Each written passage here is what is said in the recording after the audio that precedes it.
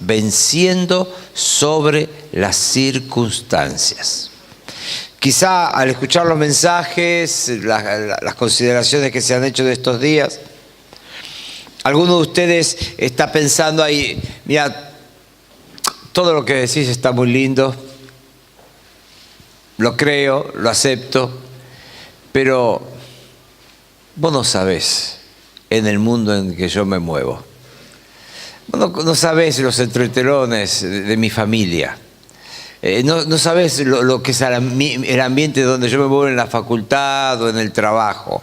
Entonces es importante también darnos cuenta que cuando el Señor nos llama es a vencer las circunstancias del pasado, las circunstancias del presente. No sabes dónde me muevo yo, no sabes las luchas que yo tengo. Circunstancias del presente. Pero también están las circunstancias del pasado. A veces nuestras vidas están marcadas por cosas que nos han sucedido muchísimos años atrás. Yo recuerdo una vez, hace algunos años, teníamos en el coro una señorita que un día hablando con Sonia surgió el tema de que ella no podía perdonar a su abuela. Y su abuela ya había muerto. Pero ella no la podía perdonar. Y lo que había hecho su abuela, yo creo que ni siquiera era para que ella se sintiera mal. Lo que sucedía es que tenía tan solo 8 añitos, había nacido su hermano menor y la abuela vino a conocerlo a la casa y cuando entró hizo una broma muy tonta, sin darse cuenta que los chicos toman literalmente las palabras, y le dijo, ahora yo a vos no te quiero más, lo quiero a tu hermanito. Y desde ese momento ella sintió que su abuela, a la cual ella amaba con locura, ya no la amaba más. Y eso la dejó marcada. Y nunca había podido perdonar a su abuela, fíjense. Ahora, hay cosas como eso que decir, bueno, eso es una pavada quizá. Hay otras cosas que son graves. A veces, quizá hay aquí algunas personas que han sufrido abusos en su niñez. Cosas muy desagradables. Y cosas que te van marcando. Entonces, esas venciendo, es necesario que dentro de las cosas que nosotros nos demos cuenta que el Señor quiere que venzamos, están las circunstancias. Circunstancias del presente y circunstancias del pasado. Así es. Yo quiero darles 2 ejemplos. Circunstancias del presente. El apóstol Pablo en sus tiempos en la cárcel. Ahora, fíjense, Pablo escribió la carta a los filipenses desde una cárcel. Cuando se habla de esa carta, se la llama la carta del gozo cristiano. Él habla del gozo. Ahora, parece inconcebible pensar que un tipo que está preso escriba una carta sobre gozo, porque el lugar menos, digamos, generador de gozo puede ser una cárcel.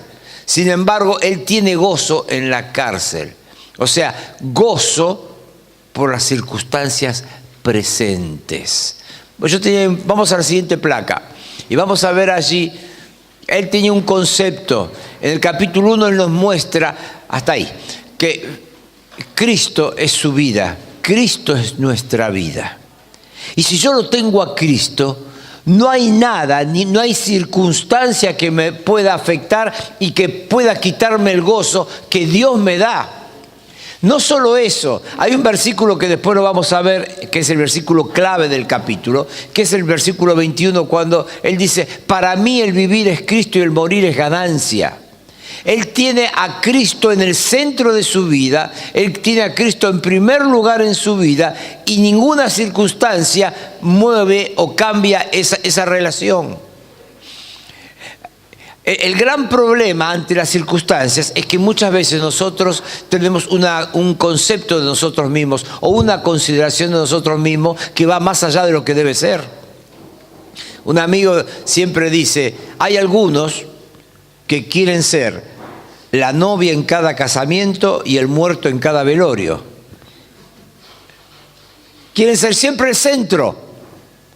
Quieren que el mundo, todo gire alrededor de ellos. Pablo no era así. Para Pablo la vida era Cristo.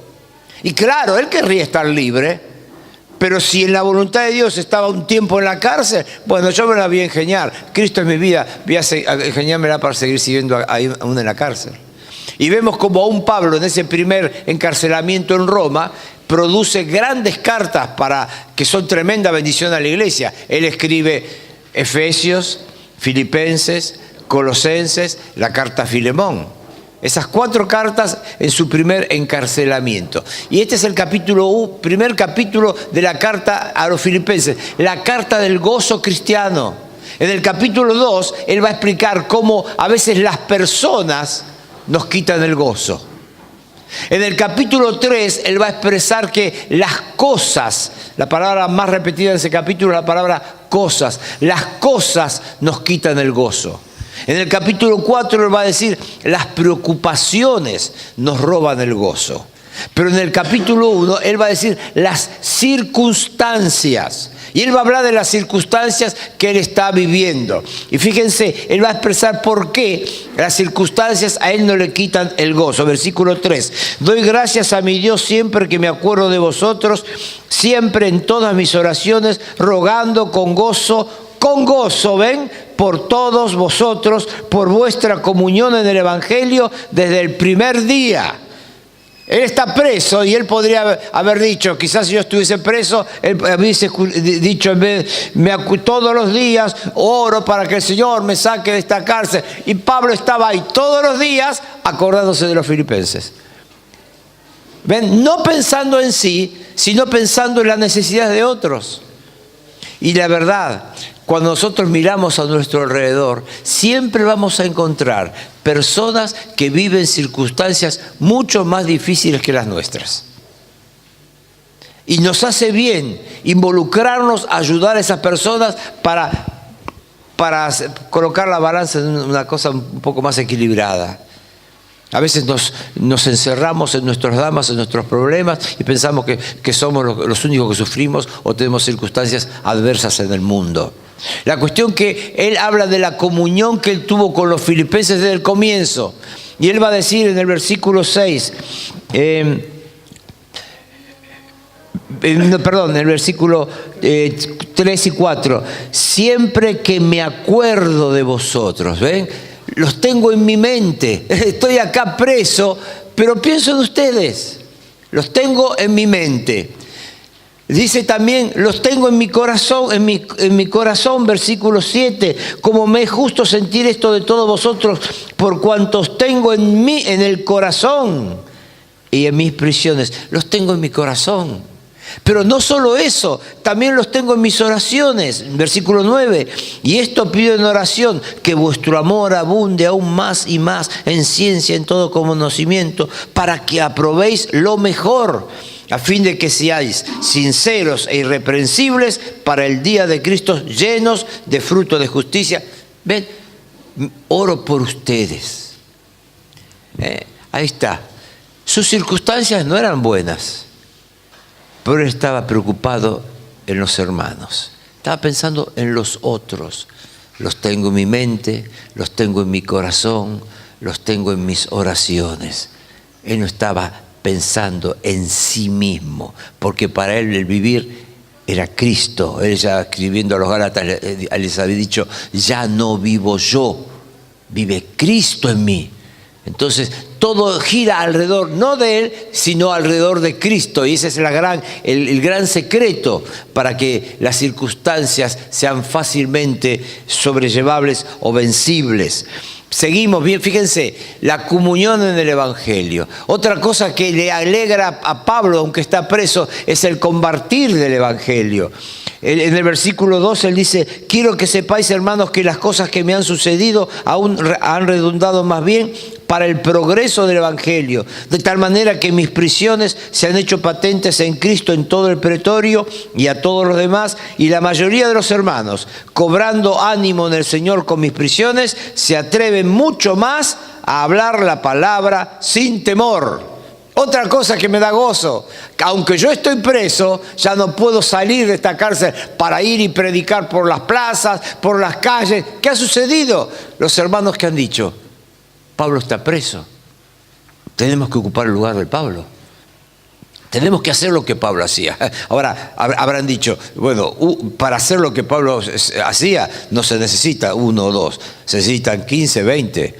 Bueno, hay que salir toda la iglesia a la calle a testificar. Y Pablo tiene el gozo de ver cómo ellos comparten su carga en cuanto a la extensión del Evangelio. Eso es gozo para él. Una circunstancia adversa se transforma en algo bueno. Ahora los creyentes allí se mueven mucho más predicando el Evangelio que antes, cuando él estaba libre. Porque quizás muchos decían, bueno, Pablo lo hace. Ahora ellos tomaban su responsabilidad. Y en tercer lugar, observen el combatir por el Evangelio. Él les dice solamente, versículo 27, que os comportéis como es digno del Evangelio de Cristo, para que o sea que vaya a veros o que esté ausente, oiga de vosotros que estáis firmes en un mismo espíritu, combatiendo unánimes por la fe del Evangelio. Eso es lo que espero de ustedes. Así que fíjense, Pablo está preso, pero Pablo no pierde el gozo. Pablo está preso, pero Pablo tiene sus preocupaciones en la obra, en los hermanos, haciendo siempre a Cristo el primer lugar. Seguimos en la siguiente placa y vamos a ver una pregunta ahí. ¿Cómo puedo vencer? ¿Cómo puedo vencer cuando yo tengo circunstancias en mi vida, en mi familia, personales, íntimas, en la vida de iglesia, que son ladrones de gozo? Bueno, tengo que tener una mente como la mente de Pablo. Una mente singular, en el sentido que para él había un pensamiento único. Para mí, el vivir es Cristo. Para mí el vivir es Cristo y el morir es ganancia. Entonces no había forma de que nada le quitara el gozo. Si él estaba viviendo, era Cristo su gozo. Si él moría, y me voy con Cristo, más gozo. O sea que si vivo estoy con gozo, si me muero estoy con gozo. No tiene forma de sacarme el gozo, porque para mí el vivir es Cristo. Entonces ese es el secreto. Hacer a Cristo y dar a Cristo el lugar que le corresponde en nuestras vidas. Eso que es como enfrentar las circunstancias adversas del presente. Pero cuando pensamos en el pasado, me gustaría hoy traerles el pensamiento al personaje del cual hablábamos ayer. Cuando hablábamos de aquel que había vencido sobre las pasiones, trajimos al pensamiento la figura, el testimonio de José. Yo quiero volver otra vez con José. José, sinceramente, mire, ¿vieron cuando uno dice, quizá ustedes se le han hecho esa pregunta alguna vez, cuando lleguemos al cielo, ¿a quién te gustaría conocer? ¿No? Hay dos personajes que yo tengo mucho interés en conocer. José es uno de ellos. Tengo muchos, una lista larga, ¿no? Pero José es uno de ellos. El otro que admiro mucho, quiero mucho, es Daniel. Daniel no sabe cuánto yo lo quiero. O quizás sabe, no sé. Pero Dios me dio el privilegio de enseñar el libro de Daniel por muchos años en el Instituto Bíblico. Y quiero sentarme un día con él, charlar, porque hay todavía algunas cosas que no sé si las he enseñado bien, ¿no? Entonces quiero que, cuando enseño a Daniel siempre me hacen todos los cursos, me hacen la misma pregunta. Cuando meten a los 3 muchachos del horno de fuego, ¿dónde estaba Daniel? Todos me preguntan lo mismo todos los años, y digo, no sé. Así que quizá una de las primeras cosas que le diga a Daniel, ¿dónde estabas ese día? Porque me tienen todos cansados. Entonces voy a juntar a todos los alumnos del Instituto Bíblico, los miles de alumnos que tuve en el Instituto Bíblico, y decir, bueno, déjense de jorobar con esa pregunta, acá está, ya me dijo Daniel dónde estaba, y listo, se acaba el problema. Pero tanto Daniel como José son hombres que son ejemplos de su vida cristiana, ejemplos de su vida con Dios. Porque Daniel fue un muchachito que con 15, 16 años lo arrancaron de Jerusalén, lo llevaron a Babilonia, y cuando llegó ahí solo, sin apoyo de nadie, sin maestros, sin guía, cuando le trajeron a una nueva vida, versículo 8 del capítulo 1 dice, Daniel propuso en su corazón no contaminarse. No contaminarse. Ven, una decisión de vivir una vida santa. José, viviendo mucho tiempo antes, tenía un corazón semejante. ¿Cómo pecaría yo contra Dios? Y no sé, tanto de Daniel como de José no se registran pecados. No quiere decir que no hayan tenido algún pecado, por supuesto. Pero quiero decir, no han tenido caídas, como el caso de David, que se registran. Ellos tienen un concepto de vivir para Dios, vivir una vida santa, separada, y ese concepto de que cualquier pecado es en primer lugar contra Dios. Así que vamos a ir un poquitito a pensar en José en estos breves minutos. Les dije que iba a ser cortos en esta mañana. Vamos a ver, porque después me entusiasmo y no sé, no prometo nada. Pero cuando hablamos de José, si tenemos que pensar en José, ¿sabes yo cómo titularía yo la vida de José? Como figura ahí en la placa. Una vida que nos deja sin excusas. Una vida que nos deja sin excusas. Si yo, por ahí alguno de ustedes me dijera, mira, sabes todo muy bien, pero sabes, yo no puedo por esto, por otro. Mira, es difícil que me puedas decir algo que sea más grande o más grave que lo que tuvo que vivir José. Vamos a pensar, a ver, de a poquito. Todo anticipaba el fracaso en la vida de José. Era un muchacho que estaba marcado anticipadamente para el desastre. Vamos de a poquito a ver. Primero, un padre pasivo. Jacob se presenta en esos primeros años como un hombre totalmente pasivo. Sus hijos no hacen bien las cosas y él está ahí, medio como que es alguien que está sentado mirando cómo suceden los acontecimientos. Y la figura paterna es tremendamente importante, no simplemente como una figura decorativa, sino como realmente un padre que debe cumplir una función de maestro, de guía, de compañero, de consejero. Y Jacob no lo fue. Jacob en los primeros años estaba metido en unos líos con todas las mujeres que tenía, los hijos que le aparecían por todas partes. Tuvo un padre pasivo. Y algunos de ustedes quizá pueden decir algo parecido. Sí, yo nunca pude hablar con mi papá. Nunca tuve una conversación con mi papá. A mí me pasó eso, les voy a ser sincero. Mi papá era un gran hombre de Dios, ¿eh? No es una queja. Pero por una cuestión de carácter, nuestros padres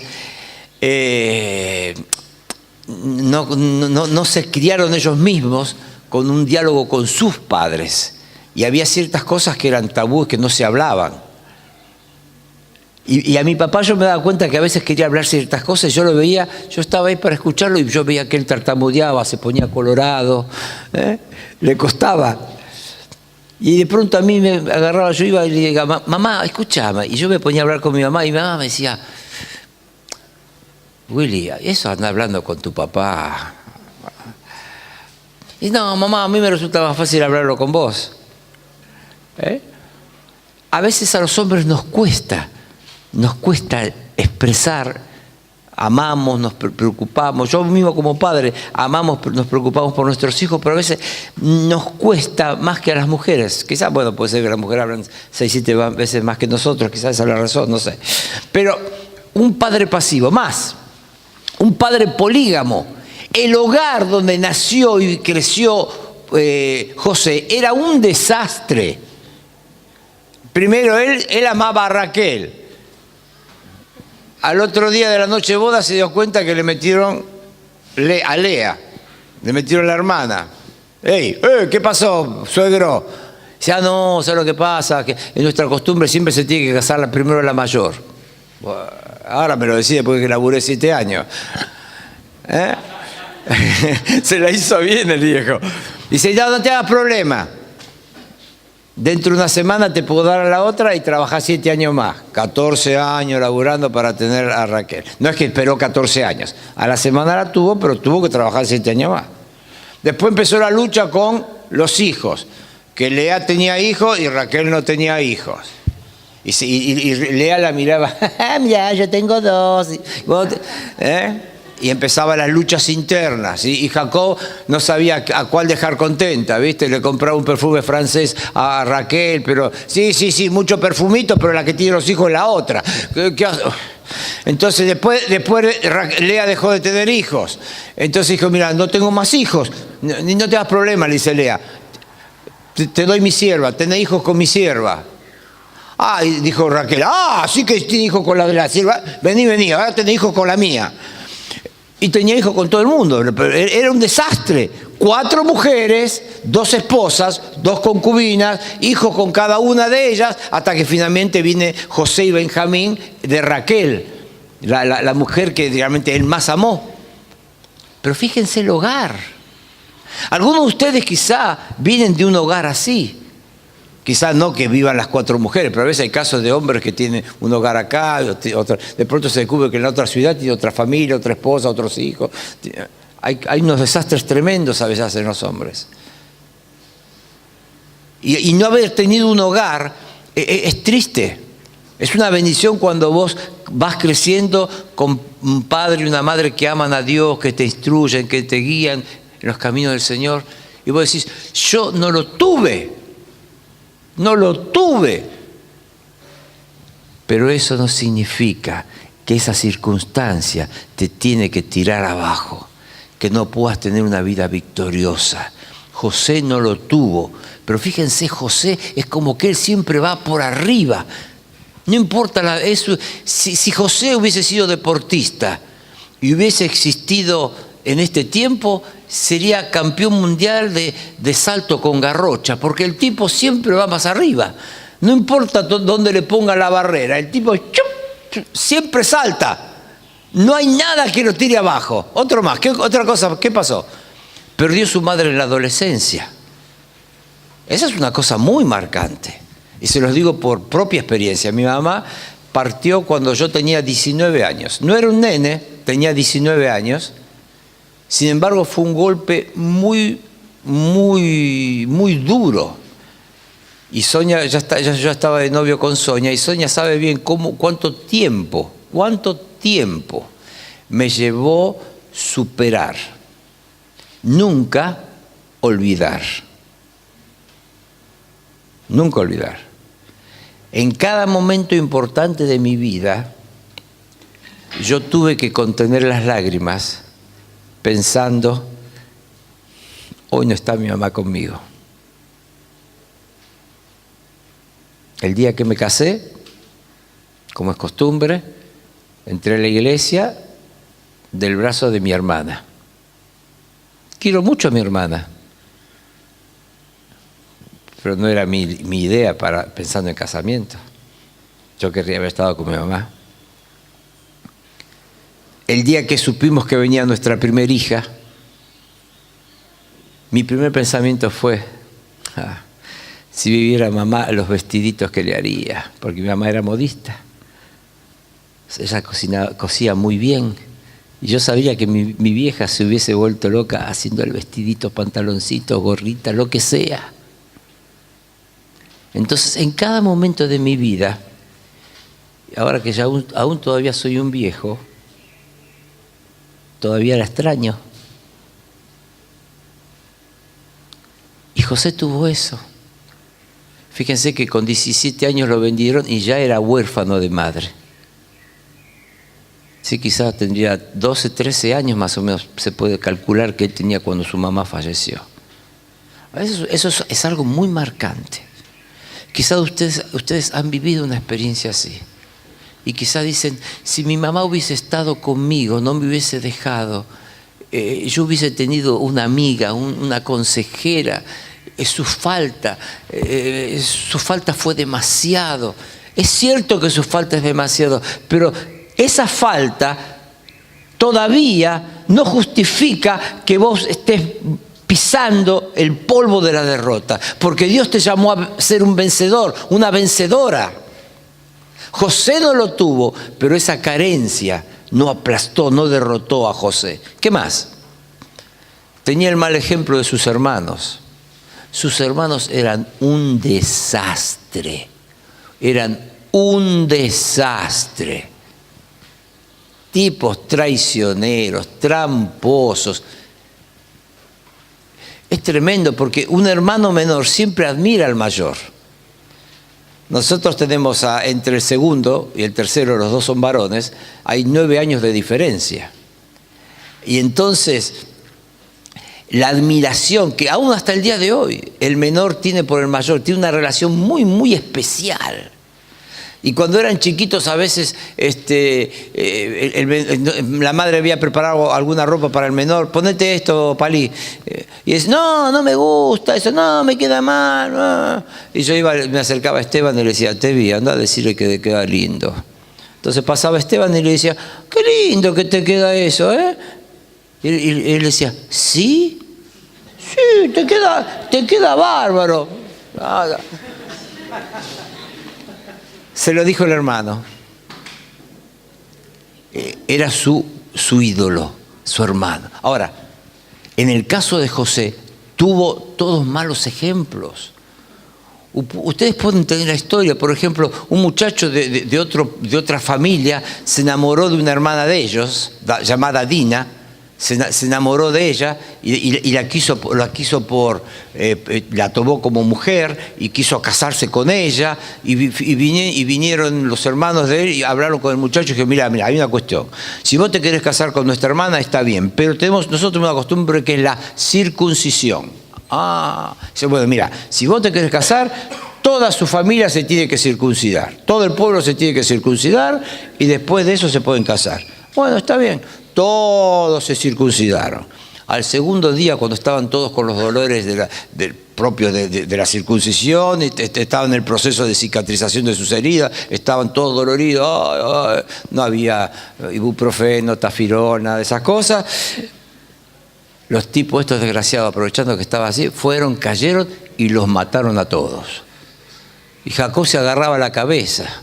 ¿Qué es lo que hicieron? Eran tipos terribles. Sin embargo, el mal ejemplo de sus hermanos no afectó a José. Podría, pero él supo cómo mantenerse como si estuviera impermeable a todas esas influencias. ¿Qué más?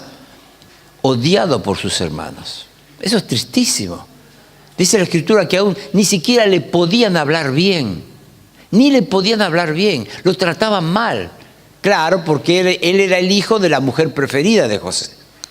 De Raquel, el hijo de la esposa preferida. Entonces ellos lo odiaban, Eso podía haberse José transformado en un hombre lleno de rencor, de amargura, un hombre violento a causa de lo que hacían sus hermanos con él. Y en último lugar, era preferido del padre. Eso tampoco es bueno. Como padres tenemos que tratar a nuestros hijos en una forma semejante. Cuando nosotros damos un trato preferencial a uno, no solo que generamos los conflictos internos entre hermanos, que fue un poco lo que pasó con Jacob y sus hijos, sino que también no estamos ayudando al preferido. Fíjense, todos tenían túnicas de trabajo y a José le hizo una túnica de muchos colores, una túnica de mangas largas, o sea, José no trabajaba. Ustedes fíjense que en un momento, si ustedes leen la historia, cuando a él lo toman preso los hermanos, el padre lo manda para ver lo que están haciendo los hermanos. ¿Qué quiere decir? Que los otros se fueron trabajando y él se quedó en la casa. Los otros se levantaron a las 4 de la mañana, agarraron el rebaño, se fueron buscando pasto. Dice, no, José, vos quedate, yo te traigo el desayuno a la cama. Era algo así la cosa. Lo crió de una forma, digamos, muy entre algodones. Y eso tampoco le ayudaba. Sin embargo, fíjense, vamos a rapidito. Su fe triunfó enfrentando las circunstancias. Seguimos. Por medio de las circunstancias difíciles fue capacitado para su futuro servicio. Él fue, a causa de todo este contexto que hemos visto ahora, él fue vendido como esclavo. Él tuvo que trabajar duro como esclavo. Llegó a mayordomo, como veíamos ayer, pero después esta mujer que no pudo seducirlo, lo acusa y va a una cárcel. Y está ahí años en una cárcel. Pero finalmente de la cárcel sale para ser el segundo de todo Egipto. Todas esas adversidades le prepararon, es decir, desde los conflictos que tuvo en el hogar, los conflictos que tuvo en la casa de Potifar, los conflictos que tuvo en la cárcel, todo eso fue utilizado por Dios. Por medio de las circunstancias difíciles fue capacitado para su futuro servicio. Y quizás Dios está permitiendo o ha permitido en tu vida algunas cosas difíciles, circunstancias muy difíciles de sobrellevar, de recordar, pero con un propósito. Dios nunca hace las cosas porque sí. Ustedes fíjense que algo maravilloso es cuando Job pierde en un día sus hijos, sus bienes. Dice que no atribuyó Job a Dios despropósito alguno. Despropósito. O sea, nunca Job pensó, Dios hizo esto porque sí. Dios hizo esto porque, bueno, hoy se levantó con el pie izquierdo, estaba molesto, estaba de mal humor y ¡blum! La ligué yo. Nunca dijo eso Job. A veces no entendemos el propósito, a veces es difícil de comprender, pero debemos entender que siempre hay un plan maestro, un plan de Dios que va más allá de la circunstancia del momento. Así que, por medio de estas circunstancias, enfrentando estas circunstancias, el carácter de ese nene mimado del papá, el que no trabajaba, el que le llevaba la lechita a la cama, a través de todo esto, su carácter se fue templando, haciéndose un hombre duro para ocupar el lugar que tenía, su futuro servicio. Vamos a leer 2 versículos rapidito. Ayúdenme. Romanos 8:28.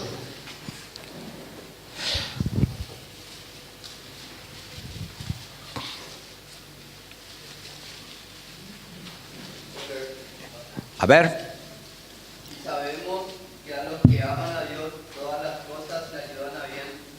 Esto es, a los que conforme a su propósito son llamados. Sabemos que a los que aman a Dios todas las cosas les ayudan bien. La cuestión es que amemos a Dios. Ese es el punto, ¿no es cierto? Todas las cosas ayudan a bien. Y conforme a su propósito son llamados. ¿Ven? Hay un llamado, hay un propósito, hay un plan, hay un programa que Dios tiene para tu vida. Eso es lo mejor para vos. Pero a veces incluye circunstancias difíciles. 1 Pedro 5:6.